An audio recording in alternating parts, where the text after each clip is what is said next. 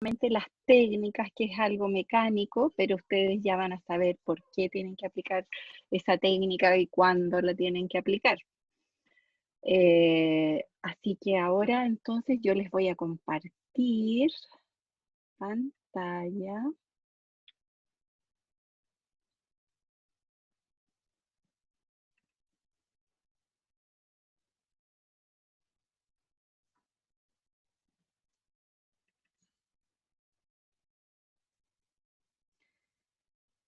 Y ahí habíamos, no, ahí no habíamos quedado.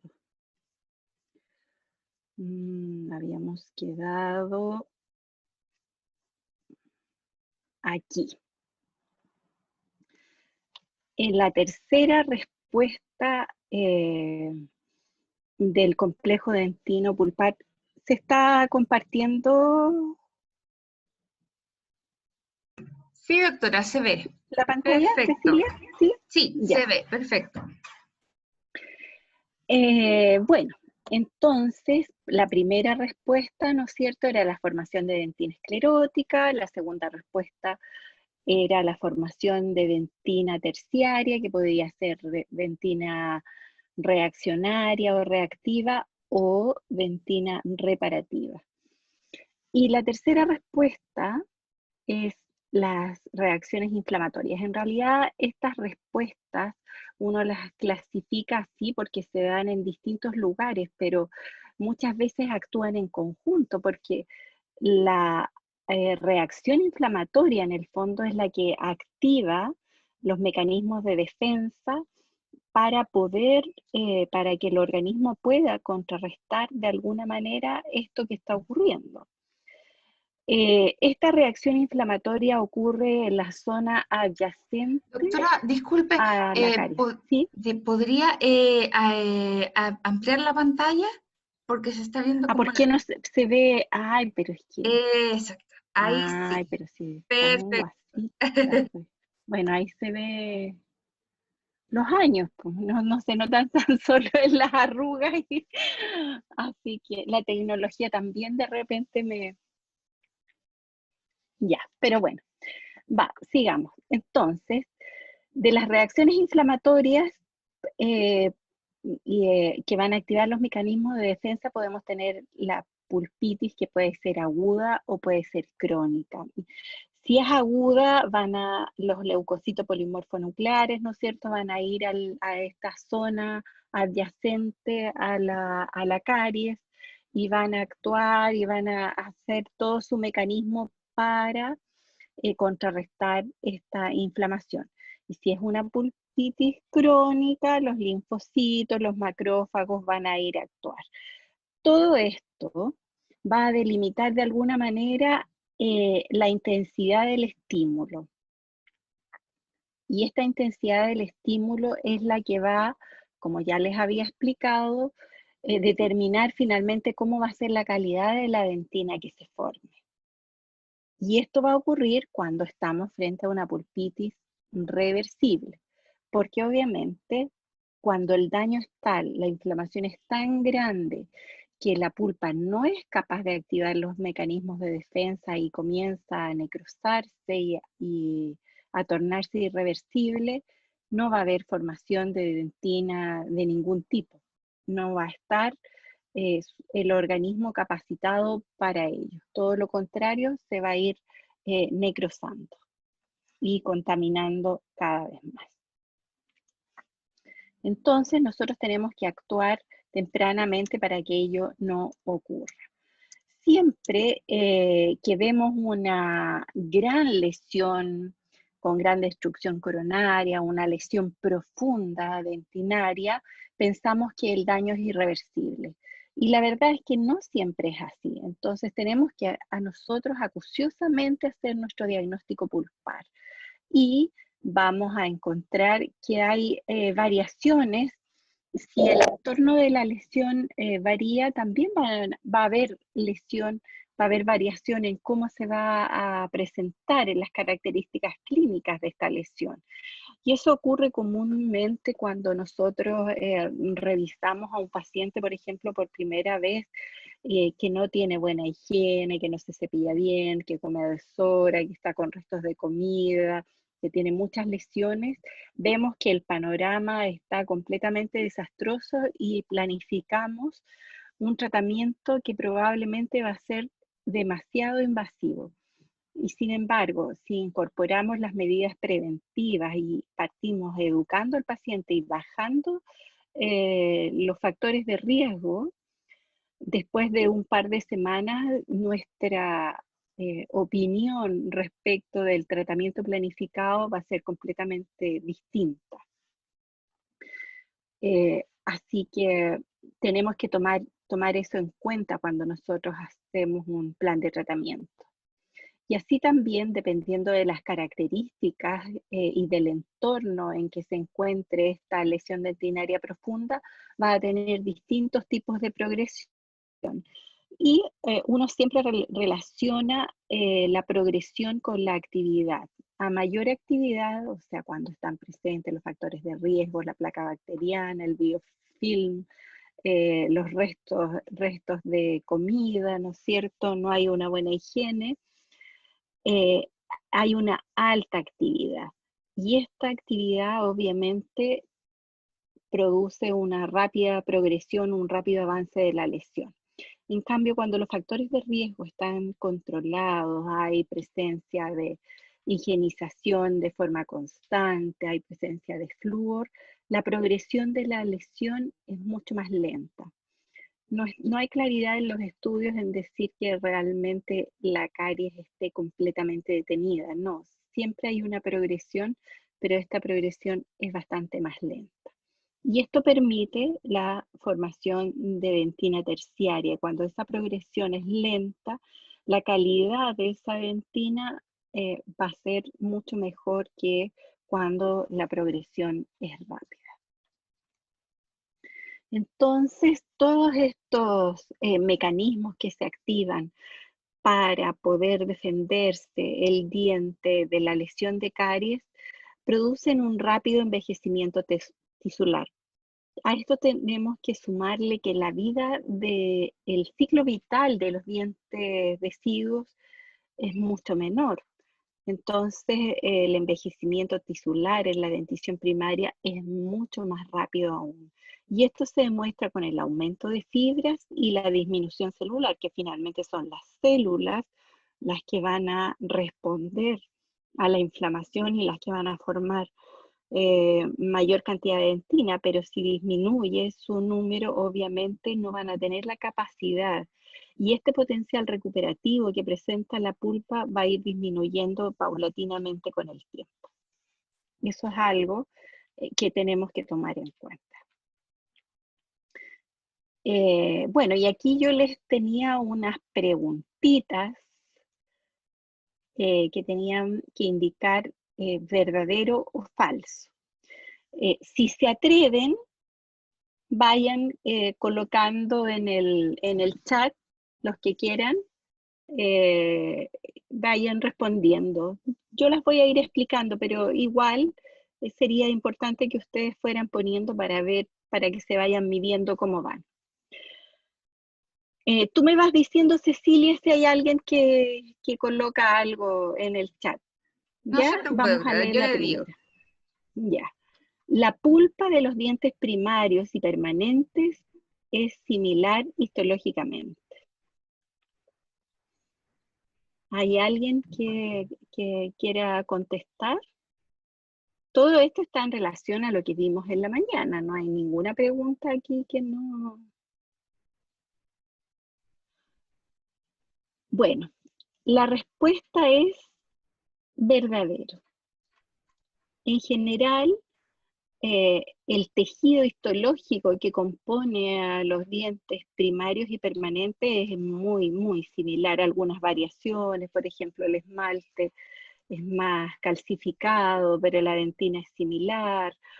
La anatomía es diferente, eso sí, pero histológicamente son casi iguales y responden de la misma forma ante las lesiones de caries. Así que, aunque anatómicamente sean distintos y morfológicamente también sean diferentes, histológicamente son muy similares. La segunda, ¿alguien contestó o no? No. No, doctora. Pero para la Ya. segunda tengo seguridad de que va a haber un valiente o una valiente. Ay, ya. Ojalá, ojalá. Bueno, antes de restaurar una lesión profunda es necesario colocar sobre la dentina remanente hidróxido de calcio bajo una base de cemento de vidrio ionómero. Si bien es cierto, no vimos materiales dentales en la mañana, sí explicamos cómo se produce, ¿no es cierto?, esta reacción, esta respuesta de del diente a una lesión profunda. Entonces, bajo esos conceptos estarían preparados para responder esta aseveración. ¿Verdadero o falso? ¿Quién se atreve?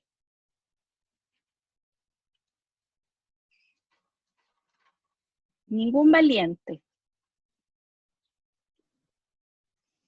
Bueno, no es necesario. O sea, antes de restaurar, ¿es necesario colocar? Falso. No. Si la pulpa está vital, la pulpa tiene capacidad recuperativa y tiene capacidad de formar dentina terciaria, reactiva o reparativa. Así que no es necesario, incluso el hidróxido de calcio en ciertas circunstancias podría ser hasta dañino, porque si hay una lesión profunda que ha provocado daño, el hidróxido de calcio lo que hace es provocar una respuesta inflamatoria y a través de esa respuesta inflamatoria que el diente responda formando dentina reparativa, que es el mismo efecto que está produciendo la lesión. Entonces, desde ese punto de vista no sería necesario. Entonces nos bastaría con una base que no tiene que tener una capacidad que induzca la formación de dentina, sino que sea una base que sea biológicamente compatible para que no dañe la pulpa. Eso es lo único que nos interesa. Y que esté bien cerrado o bien sellado a nivel de los bordes de la restauración para que esta pulpa pueda ir reaccionando y formando el tejido sin ningún contaminante que impida esta respuesta. ¿Quedó claro esa parte? Ojalá. Oh, qué Yo creo que difícil quedó hacer esta. clarísimo. Eh, Ya, Cecilia. si contestan, chiquillos, verdadero, falso y se equivocan, no hay ningún problema. No, no, Más nada, aprendemos. nada. Así Así que es. vamos. Incluso si se Sí, equivocan, me indica a mí que a lo mejor tengo que explicar un poquitito más. sí, Así que más igual me ayudan, aprenden. chicos. Así que Sí, interactuemos ahora y podamos sacar lo más que se pueda de este de verdadero la y falso. clase. Exacto. Ujú. Cuando el diente está asintomático, ¿significa que no presenta patología pulpar?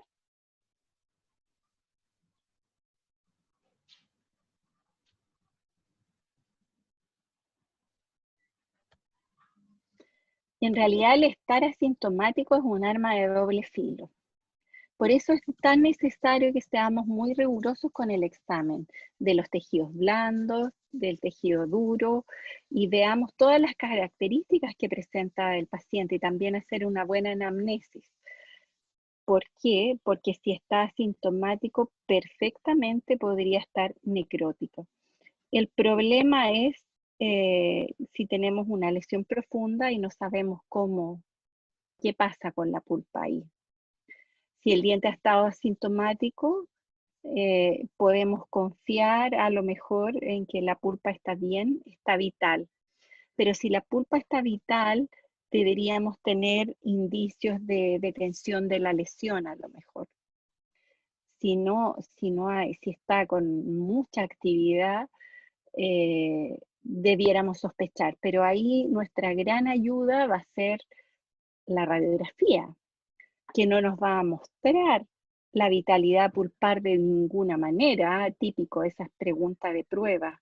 La radiografía no determina la vitalidad pulpar.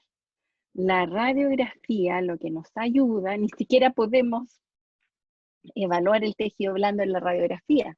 Lo que nos va a descartar es que no hayan lesiones más severas, como por ejemplo que haya ensanchamiento del área periapical o que haya reabsorción, que nos indique que hay una patología más severa o que hayan pulpolitos.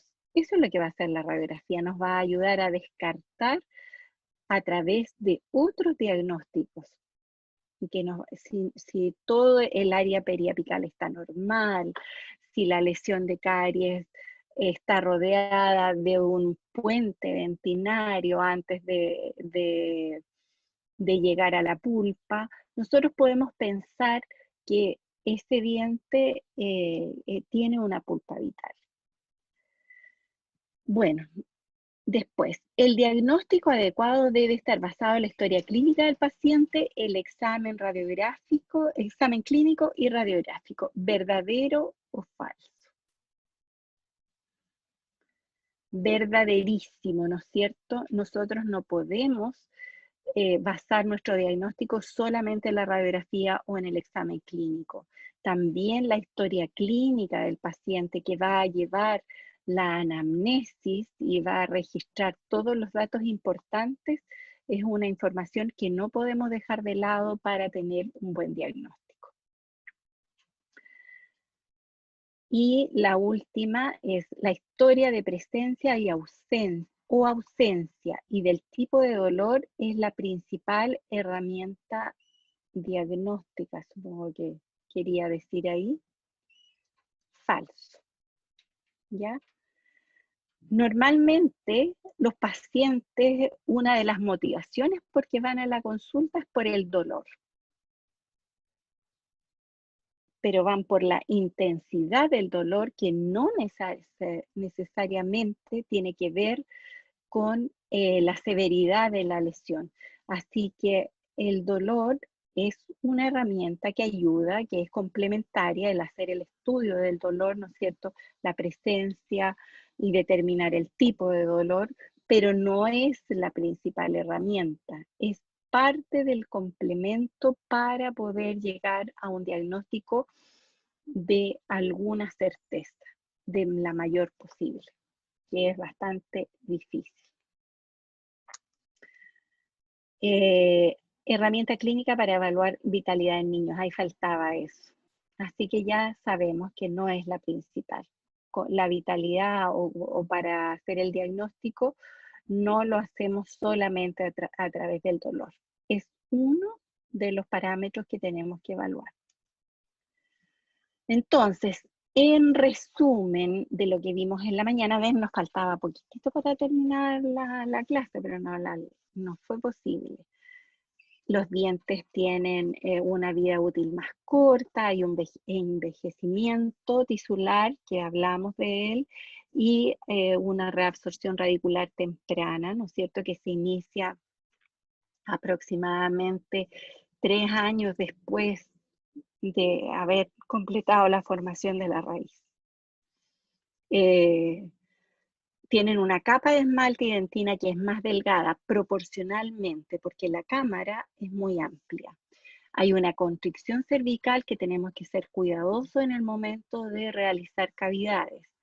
Y también que debemos ser cuidadosos, recuerden que los cuernos eran muy sobresalientes en los dientes primarios, así que tenemos que tener también cuidado al hacer las limpiezas de caries. Las raíces son más largas, proporcionalmente a la corona, son muy delgadas, son aplanadas, son curvas, alojan a los gérmenes dentarios, así que recuerden que cuando hacemos un tratamiento acá de endodoncia, que cada vez hacemos menos, No hay eliminación de limalla, no hay preparación del conducto, solamente eliminamos la pulpa necrótica o con inflamación irreversible. Hay características especiales en la pulpa dentaria que no son solo atingentes a los dientes primarios, sino que también a los dientes permanentes. Pero como el diente primario es más pequeño, aquí juega un rol mucho más preponderante. Nula capacidad de expansión de la cámara frente al edema, que es la respuesta a la inflamación, ¿no es cierto? Y el aporte sanguíneo que va a llevar más células, vasos sanguíneos, vasos nerviosos y linfáticos, es solamente por el foramen apical. Entonces, la capacidad de responder es menor. La verdad es que la pulpa tiene muchas más posibilidades de necrosarse que de responder bien a un estímulo. Por eso tenemos mejores probabilidades si estos estímulos son más suaves, son más distanciados en el tiempo. La respuesta histológica, como los tejidos son similares, del complejo pulpo-dentinario a la caries es similar en los dientes primarios y permanentes. En lesiones profundas, obviamente va a haber una reducción del número de odontoblastos que van a ser reemplazados, ¿no es cierto?, por las células mesenquimáticas que se van a convertir en dentinoblastos, se llaman después.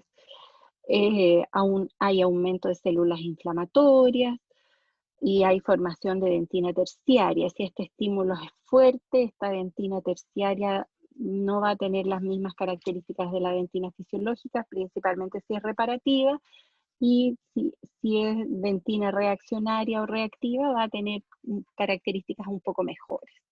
Y en las lesiones superficiales hay una inflamación leve y lo que primero estimula es la formación de dentina esclerótica. Y estos dos procesos se pueden dar al mismo tiempo. Eso también es importante recordarlo.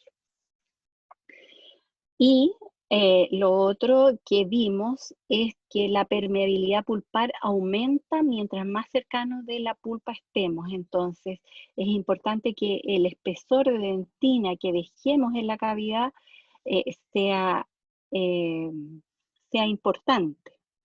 Va a retrasar la difusión de los productos bacterianos tóxicos, va a permitir que los odontoblastos puedan secretar dentina reaccionaria. Si estas células se mueren porque el estímulo es muy fuerte, las mesenquimáticas van a reemplazarlo y van a formar dentina reparativa. Entonces, lo que queríamos era que no ingresaran estas bacterias a la pulpa, se va a ver beneficiado porque se va a incrementar en el espacio entre la injuria y la pulpa a través de la dentina reparativa, que ocupa espacio de la cámara pulpar. Sumado a la esclerosis, ¿no es cierto?, que se producía como primera respuesta, va a disminuir la permeabilidad dentinaria y esto va a llevar a la protección pulpar. Pero debemos recordar que paralelamente se produce el envejecimiento tisular, entonces si el daño es muy grande, tal vez la pulpa no va a reaccionar positivamente y en vez de protegerse, se va a necrosar.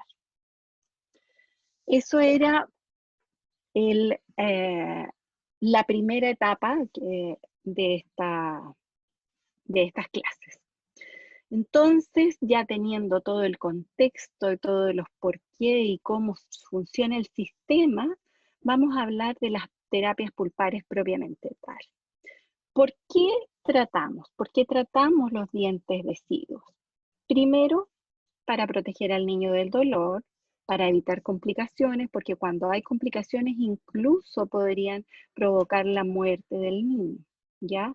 Para evitar extracciones prematuras, para que ellos puedan tener un mejor ordenamiento de sus dientes permanentes y evitar las pérdidas de espacio para este sucesor permanente. Menor riesgo de microdefectos del esmalte del sucesor permanente, porque ustedes saben que cuando hay un proceso infeccioso en los dientes primarios, lo más probable es que se afecte la odontogénesis de ese diente y la formación de esmalte de ese diente permanente. Entonces, el objetivo principal de la terapia pulpar, en resumen, es mantener el diente en boca hasta su exfoliación natural, que ésta se produzca en condiciones fisiológicas y funcionales.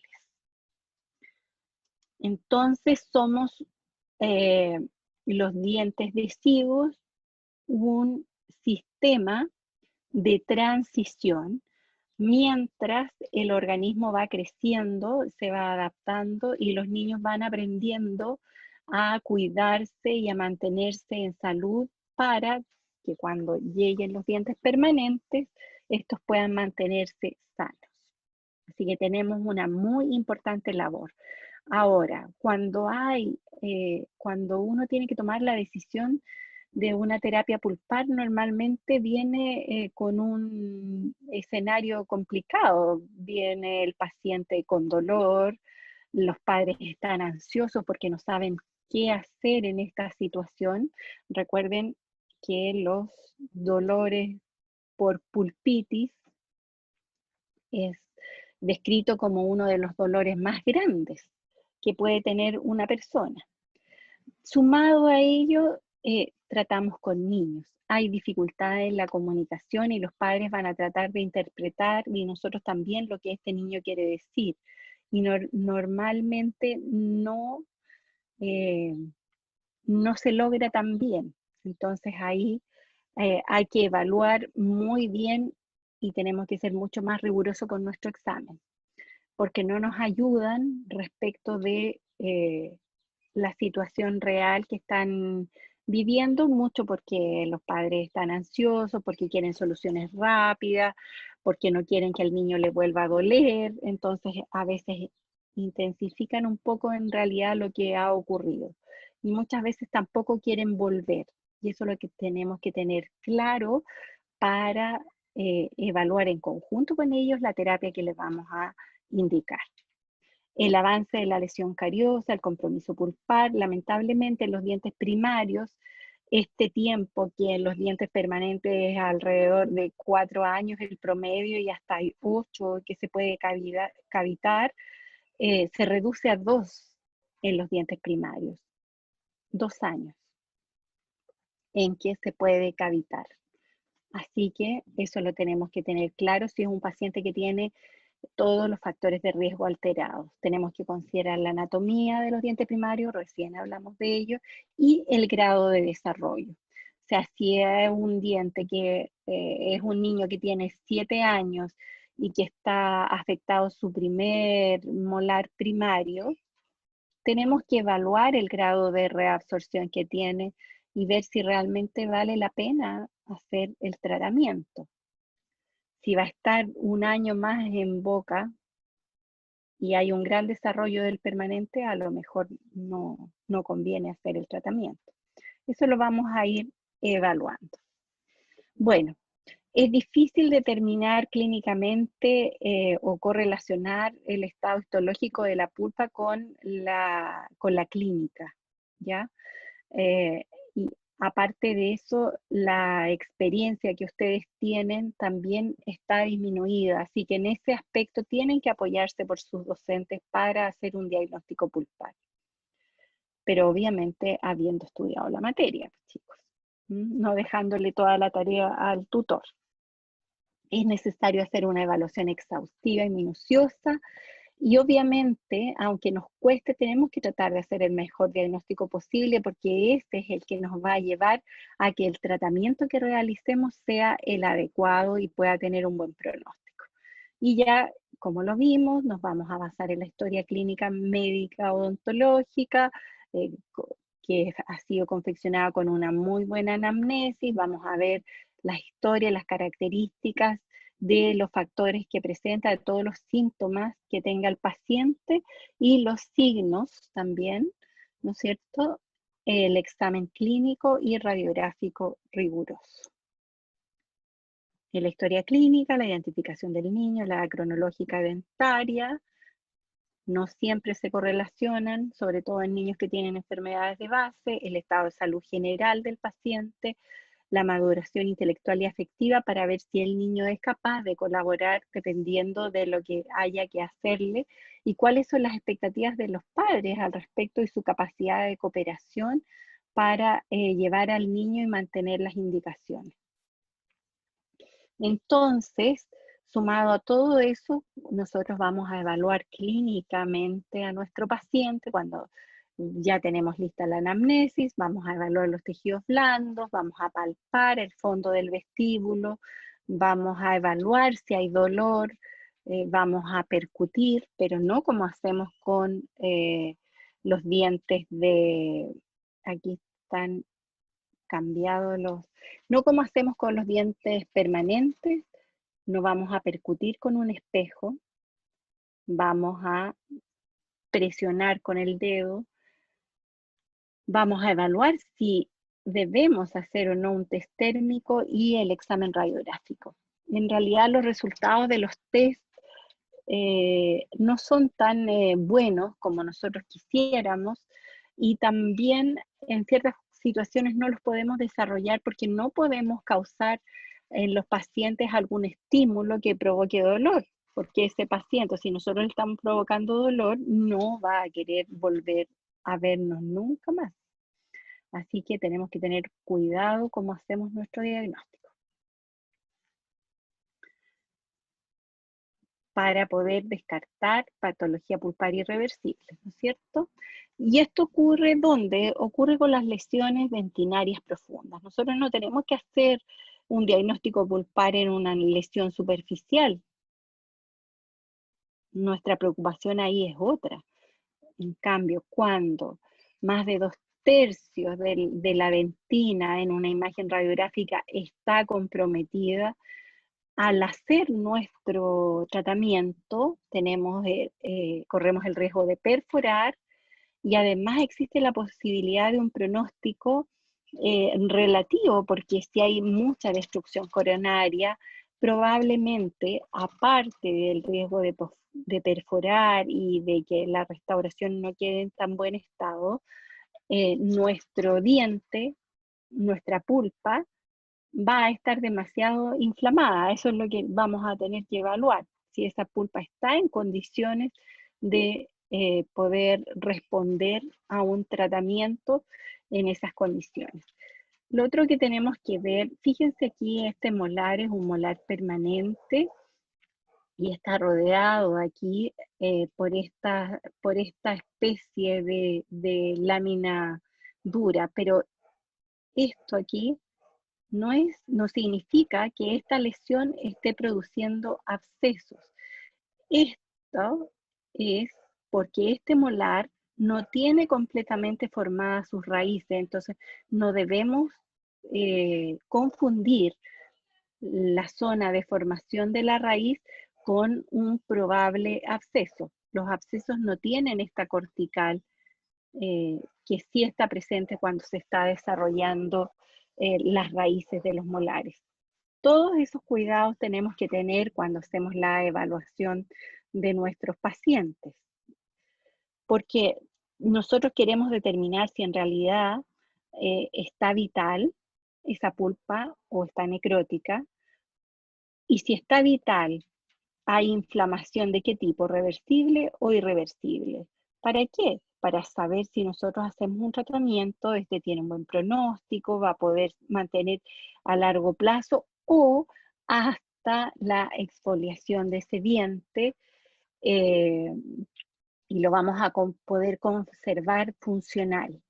Eso es lo que nos interesa, que este diente esté funcional, que sea capaz de mantener el espacio para el sucesor permanente, que pueda ser utilizado para la masticación y que no le provoque ningún problema al paciente.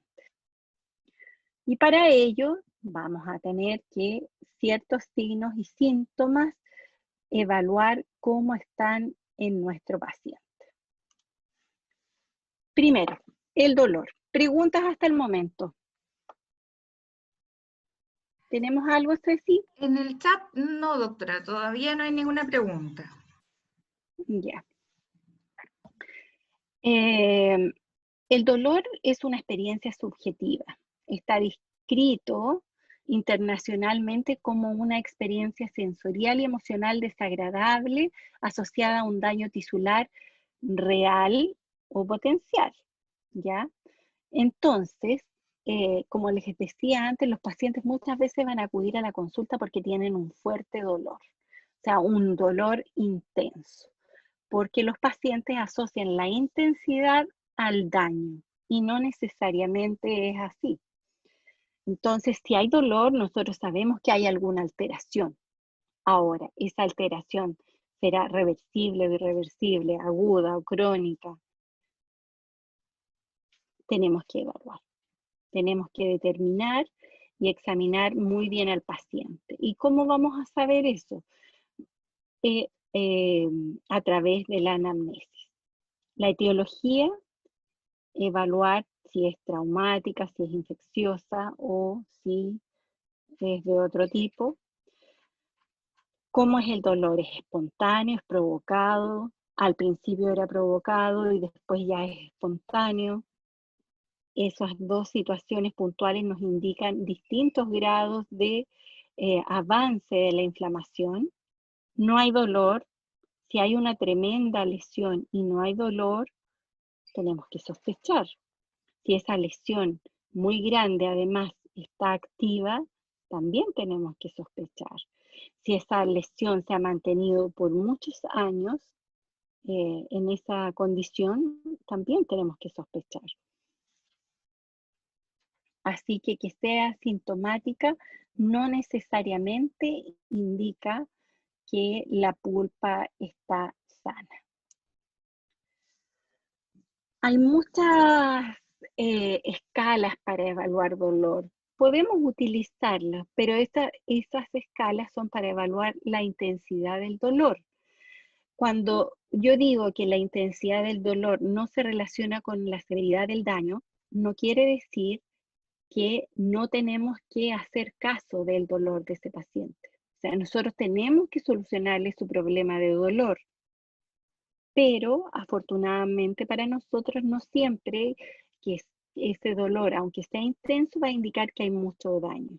Muchas veces no es tanto el daño y podemos solucionar sin problemas el dolor del paciente, pero otras veces sí, y a lo mejor tenemos que tratar de solucionar el problema de dolor, pero no lo vamos a lograr tan fácilmente.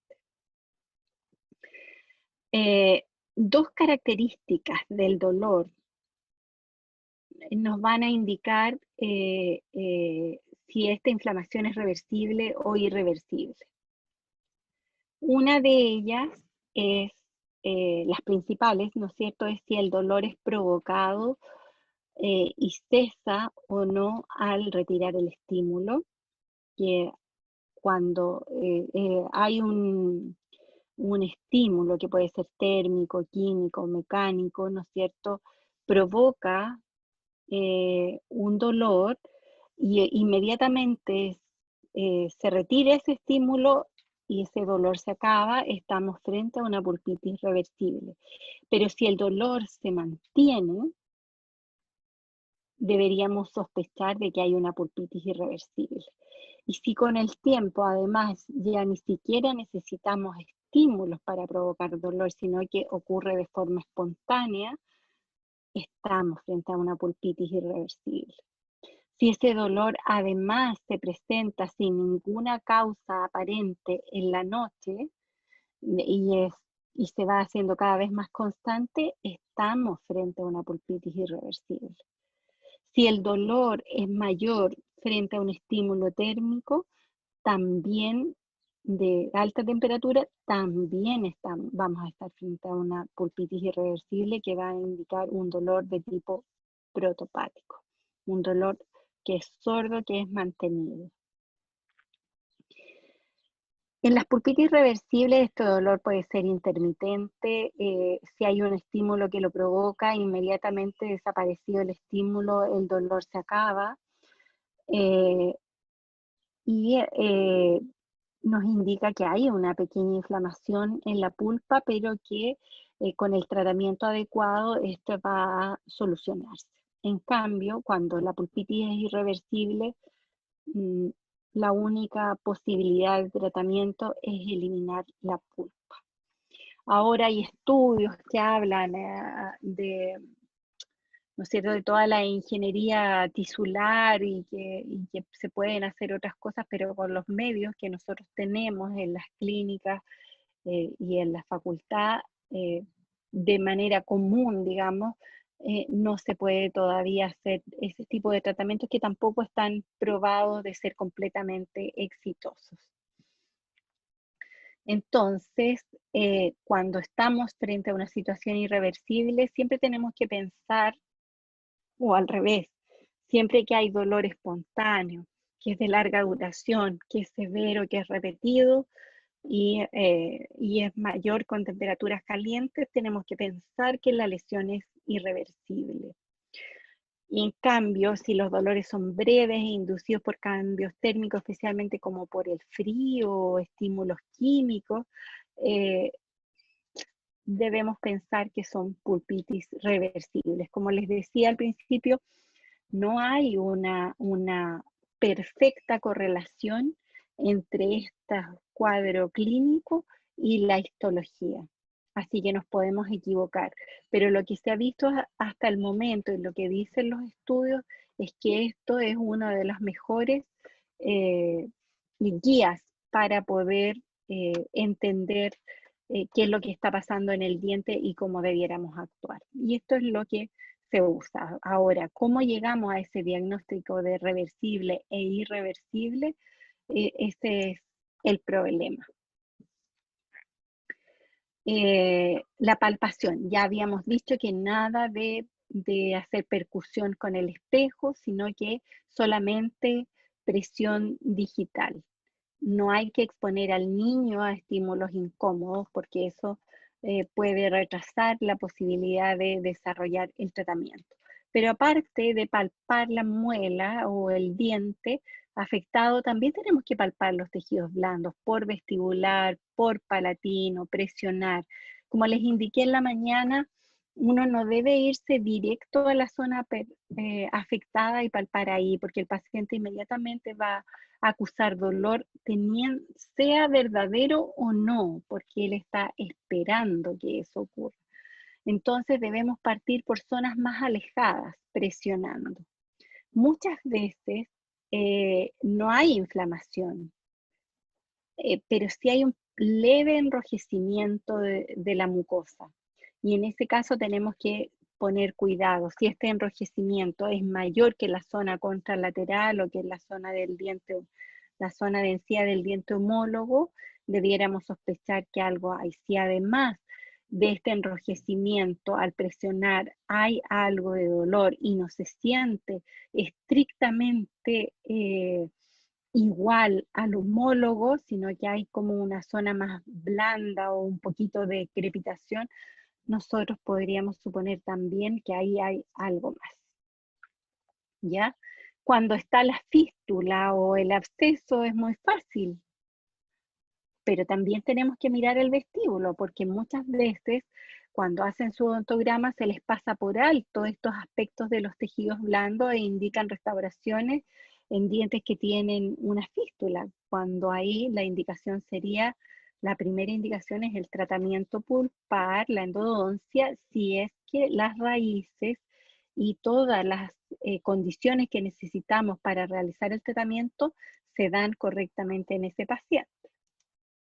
No es solo el diagnóstico, recuerden, en los niños no es solo el diagnóstico el que nos va a determinar cuál es el tratamiento que vamos a realizar. Podemos encontrar inflamación, ¿no es cierto? Puede haber una zona de fluctuación en la zona inflamada, y que esto normalmente es previo al absceso dentoalveolar agudo, a que se forme la fístula, y generalmente cuando tenemos estos problemas en los niños es más común que tengamos inflamaciones intraorales.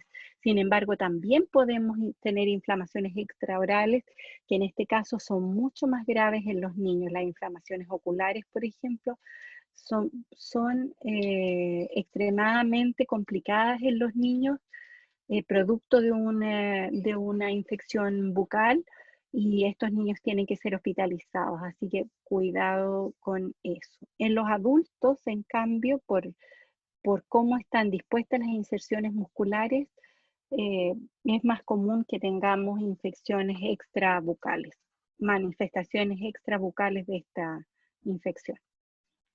Bueno, podemos tener cambio de color, podemos tener fístulas con drenaje activo o inactivo, aumentos de tamaño, salida del líquido del surco, en fin.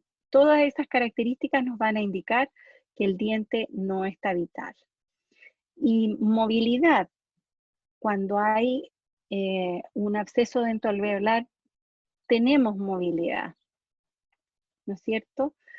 Tenemos que evaluar el grado de reabsorción de la zona periapical para ver si hay posibilidades de recuperación, pero también puede haber movilidad propia del recambio dentario. Tenemos que hacer el diagnóstico ahí, el diagnóstico diferencial.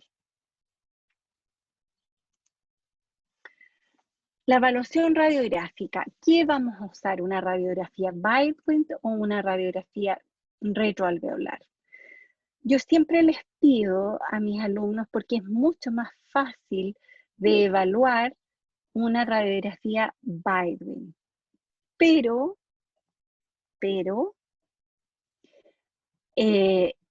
la exigencia es esta radiografía, por ejemplo. Nosotros la tomamos primero, ¿no es cierto?, cuando se hace el examen general y llega el paciente con sus radiografías Weitwind.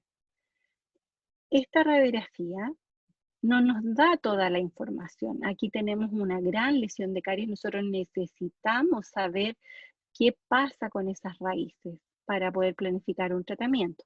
Por otro lado, acá también tenemos inflamación. Si bien es cierto, vemos aquí que hay un puente dentinario en esta zona, igual necesitamos saber qué pasa con estas raíces para poder hacer un tratamiento adecuado. Si solo el paciente presentara lesiones como esto, por ejemplo, tal vez no necesitaríamos tener las raíces, dependiendo de la edad del paciente. Entonces, una buena radiografía es una radiografía Weitwind que nos permita ver completamente las raíces de los dientes inferiores, y necesitamos otra para evaluar los dientes superiores. Las radiografías retroalveolares tienen aquí esta característica de que se ve esta cara oclusal muy grande, y eso nos confunde respecto de cómo se ven las raíces. Se fijan que acá no se nota muy bien, en cambio eso puede evaluarse mucho mejor con una angulación de radiografía Weitwind. Acá tenemos también es una radiografía retroalveolar. Ahí vemos las caras oclusales, ¿no es cierto? Pero en los inferiores, por tener menor cantidad de raíces, no es tan complicado. En los superiores sí es mucho más necesario tener la radiografía con angulación de Weitwind. Lo importante es que se vea las raíces completas. ¿Y qué es lo que vamos a evaluar? Vamos a evaluar la extensión y la profundidad de la lesión o de la restauración. Vamos a evaluar si hubo tratamientos anteriores que hayan resultado bien o presenten fallas. Vamos a evaluar si hay calcificaciones pulpares u obliteraciones en la cámara y en los conductos. Vamos a ver si hay reabsorciones externas o internas de la raíz. Vamos a ver si hay radiolucideces, en fin, cómo está el ápice, cómo está el área periapical, cómo están el sucesor permanente. Aquí en este caso, por ejemplo, hay agenesia del sucesor permanente del premolar. Todas esas situaciones. Y una vez que hemos decidido abrir y que hemos decidido que la pulpotomía, en este caso, es el mejor tratamiento, cuando hacemos pulpotomía, que ya casi no hacemos, hay que evaluar el sangrado. Si persiste el sangrado después de eliminar la pulpa de la cámara, significa que hay mayor inflamación en esa pulpa y debiéramos realizar la pulpectomía, porque probablemente esa inflamación es de tipo irreversible si el sangrado persiste. Entonces, el tratamiento que nosotros habíamos planificado puede ser confirmado o cambiado. Como les decía, esto solo hacemos esta evaluación de la hemorragia en aquellos casos en que hemos determinado que haríamos una pulpotomía. Y los famosos test pulpares, pues son muy cuestionados para su utilización en niños. Más los eléctricos que los térmicos, pero en cualquiera de los dos casos sus resultados son poco confiables en niños y en dientes que no tienen formación radicular completa. O sea, tampoco nos servirían para los dientes permanentes jóvenes. Y el otro factor es que en niños no podemos inducirles dolor, como ya les había dicho. Cualquier estímulo que nosotros desarrollemos y que le provoque dolor, el niño no va a estar en confianza con nosotros y no se va a querer atender. Y va a ser un problema llevar el tratamiento. Así que no hagan experimentos con los niños y no le provoquen dolor para hacer un diagnóstico.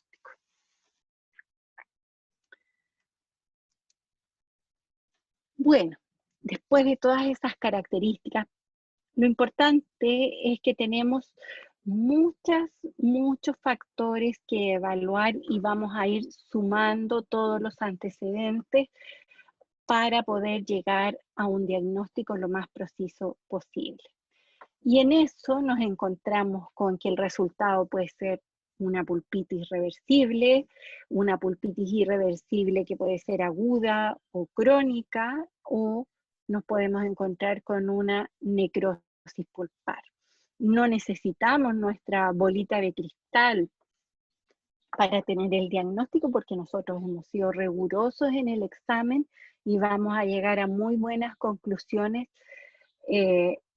por hacer de manera sistemática el diagnóstico. Y aquí está. Ustedes lo van a revisar con calma después. Todas las situaciones en que yo puedo pensar que el paciente tiene una pulpitis reversible, van a estar los signos ahí, ¿no es cierto?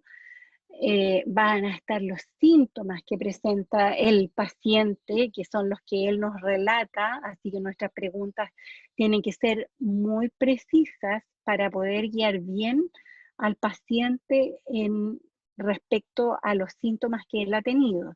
Y además vamos a encontrar los hallazgos radiográficos. Y fíjense ustedes que en necrosis pulpar, los tejidos óseos y dentales pueden estar completamente normales y el diente puede estar asintomático. Y nosotros podemos no darnos cuenta de que está necrótico. Así que hay muchos factores que nosotros vamos a evaluar, no solo uno para poder llegar al diagnóstico. También esta fotografía de la pulpitis irreversible crónica, que en los niños generalmente se presenta como una pulpitis hiperplástica. Se ve así, como si la encía hubiera invadido el diente, pero no es la encía, es la pulpa. Y es asintomática. Bueno, esto ustedes lo van a estudiar, para eso van a tener la clase. Y como les decía, tengo que tomar en cuenta algunos factores para ver si voy a tratar o no tratar después de tener el diagnóstico. ¿Cómo va a influir ese diente en el proceso de masticación, en el desarrollo del habla, en la estética, en la mantención de los espacios, ¿no es cierto? En los dientes sucesores y su desarrollo. Y también tengo que evaluar el grado de reabsorción radicular. Si necesito hacer por ejemplo, una pulpectomía, y resulta que el diente tiene más de 2/3 o más de 1/3 de reabsorción de su raíz, la pulpectomía no va a ser el mejor tratamiento para ese niño. O, por el contrario, si quiero hacer una terapia mínimamente invasiva, pero ya no quedan raíces y ese diente se va a perder. No vale la pena que yo esté haciendo ese tratamiento si el diente va a exfoliar prontamente. Eso es algo que también tenemos que determinar. Por eso es que necesitamos controlar con radiografías. Y por eso también, cuando ustedes hacen la ficha y hacen una planificación tentativa de su tratamiento, y van en distintas por una jerarquización que ustedes han planificado, desarrollando partes del tratamiento y dejan a lo mejor un tratamiento pulpar para más adelante, tienen que volver a tomar la radiografía, porque pasan cosas increíbles en el primer semestre con respecto al paciente y sus desarrollos de los dientes, sobre todo los pacientes que están en época de recambio, y se pueden encontrar con sorpresas y después no tener los tratamientos que habían planificado. Así que ojo con aquello. O muchas veces hacen la extirpación de la pulpa, la dejan con hidróxido de calcio y eugenato, igual que en los dientes permanentes, y el hidróxido de calcio en un diente que esté depulpado, en un diente primario, eh, eh, promueve la reabsorción radicular. Entonces después cuando van a tratar el diente, este diente no tiene ya raíces para ser tratado. Así que cuidado con aquello. Y por otro lado, podemos tener un proceso infeccioso que no responde al lavado de las raíces, que no responde a los controles que se hacen. Se ha eliminado la pulpa, se deja medicamento entre sesiones y sin embargo el proceso continúa. En estos casos hay que realizar la extracción, o si la integridad ósea, si el desarrollo del área periapical no se restablece también. Y la otra, el otro indicador de que no podemos tratar el diente es cuando la restauración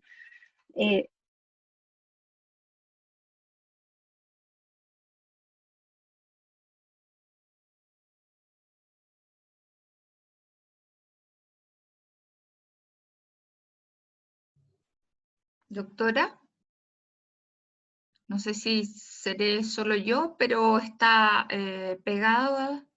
final Ahí sí. en una pulpectomía, ¿en lo que querías decir, Ah, es Cecilia? que como que estaba congelada. No sé si sería No te solo puedo yo. creer. Sí, se dejó de escuchar en un momento. Sí, no era solo yo. Ah, Se perdió la ya. señal por un momento. Sí, Va, y no, aquí no me apareció nada. ¿Y sí. en qué momento sería? ¿Sería esta diapositiva o la otra? En esta diapositiva, sí, por la mitad ¿Sí? más o menos.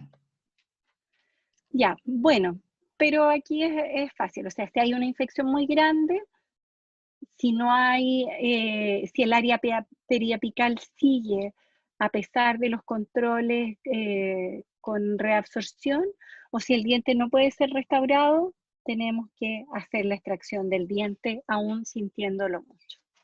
Ya, eh, estamos en la hora, Cecilia, ¿no es cierto? ¿Aló? Me perdí de nuevo, ¿no? Estamos en la hora, doctora, sí. No, Ya, era yo que quiero, no había puesto mi micrófono. ya, quiero pasar unas 2 o 3 diapositivas más y ahí terminamos, Sí, ¿ya? Para sí, dejarles doctora. encaminado lo que... Bueno, entonces ya estamos listos con nuestro diagnóstico de la lesión profunda. ¿Qué es lo que vamos a hacer? Hay muchos tratamientos, hay diferentes técnicas, en fin. Y hay muchos nombres también: recubrimiento indirecto, terapia pulpar indirecta, eliminación parcial de caries, stepwise, eliminación selectiva, ART. La ART o restauración traumática, su fundamento no son las lesiones profundas, están desarrolladas para lesiones que no hay peligro de compromiso pulpar. Así que las descartamos, aunque el modus operandi de cómo se desarrollan es similar a lo otro. Si vamos, ya no se llama eliminación parcial de caries, ahora se llama eliminación selectiva de caries. Así que vamos a verlo rápidamente. ¿Qué es lo que nos interesa? Nos interesa, con el tratamiento de las lesiones profundas, evitar la reactividad bacteriana, detener el proceso de caries, mantener la vitalidad pulpar y tener la suficiente resistencia para mantener una restauración. ¿Qué es lo que se ha visto en la literatura? Es que estos dientes con estas características, que para poder ser restaurados tienen que presentar a lo más una pulpitis reversible, se pueden manejar con una eliminación selectiva de caries sin necesidad de hacer la pulpotomía.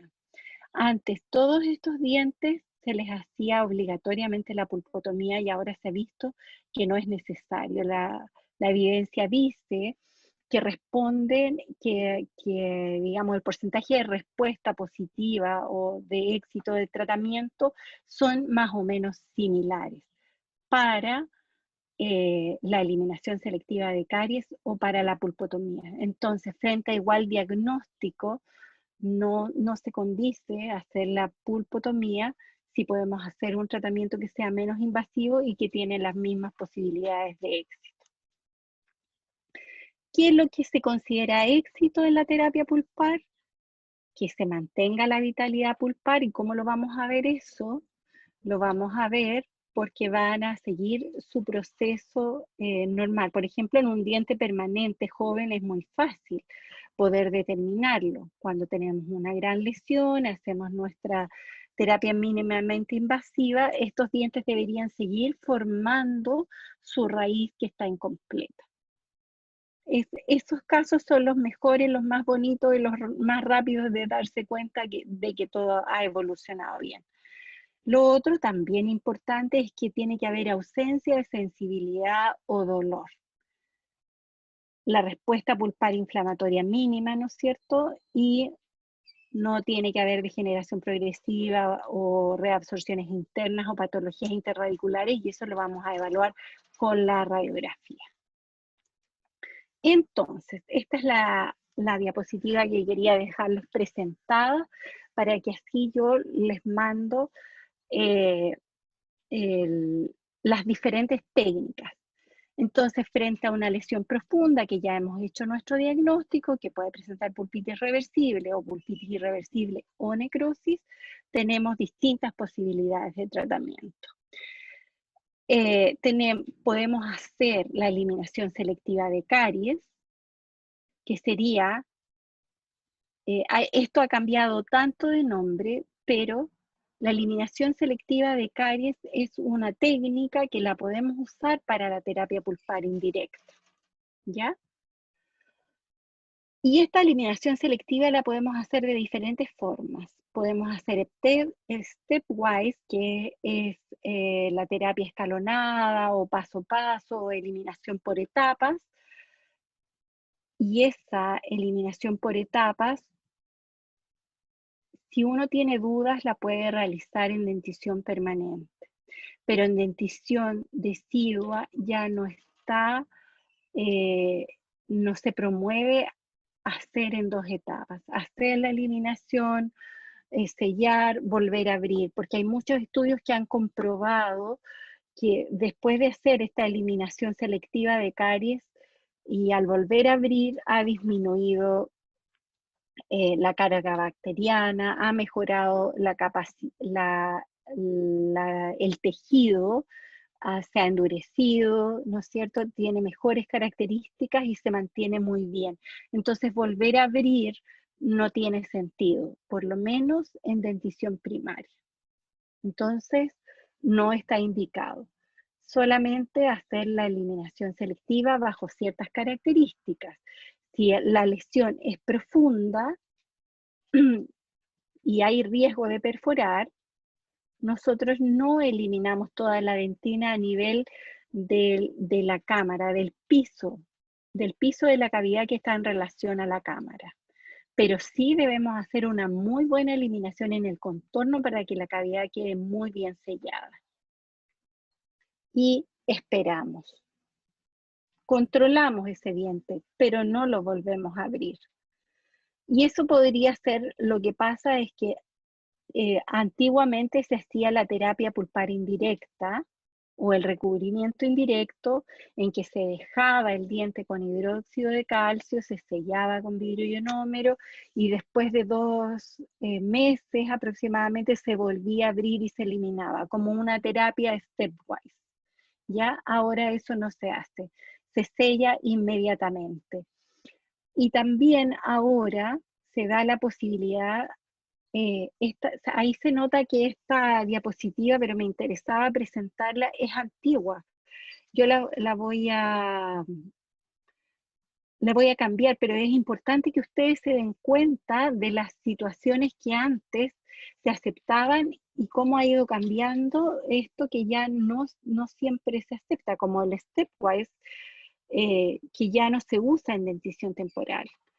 Por otra parte, que siempre fue muy criticado la terapia pulpar directa, pero hay ciertas situaciones de dentición primaria en que nosotros podríamos hacer una terapia pulpar directa, un recubrimiento pulpar directo y sellar el diente inmediatamente. El sellado posterior es muy importante. La restauración posterior tiene que ser hecha de la mejor manera posible y respetando todas las indicaciones del fabricante, porque es el sellado posterior el que nos va a dar el éxito en el tratamiento.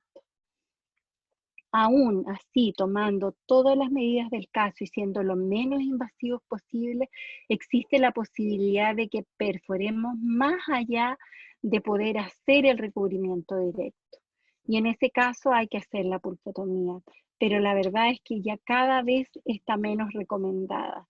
Y hay muchos estudios que hablan de éxito de la pulpotomía, sin embargo, son estudios en que la lesión ni siquiera llegaba hasta el tercio, ni siquiera involucraba el 50% de la cavidad, o sea, eran lesiones no completamente profundas. En esos dientes se probó la pulpotomía y fue un éxito. Y así que ya no está tan indicada. Y bueno, cuando hay una pulpitis reversible y tenemos posibilidades de éxito, tenemos un buen desarrollo radicular que permite hacer la eliminación y tenemos un buen remanente dentinario y de estructura coronaria que nos permite una restauración adecuada, podemos hacer la pulpectomía. Si hay necrosis también, pero tienen que darse condiciones muy generadoras de un buen pronóstico. Si no, no vale la pena porque es un tratamiento complicado y muchas veces debiéramos hacer la extracción. La verdad es que nosotros estamos acostumbrados a hacer como salvatajes de urgencia y a veces se complica mucho la atención de los pacientes y no vale la pena. Desde ese punto de vista, a lo mejor de repente deberíamos tomar la decisión y hacer las extracciones. Entonces, hasta aquí me extiendo, voy a dejar de compartir.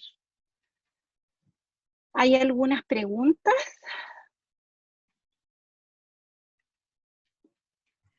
Se perdió la señal. No, yo lo estoy escuchando bien, doctora. Sí, no, pero es que ahí decía, pero ya se solucionó. Ya, entonces lo que queda ahora es que yo les voy a enviar para que ustedes el jueves puedan revisar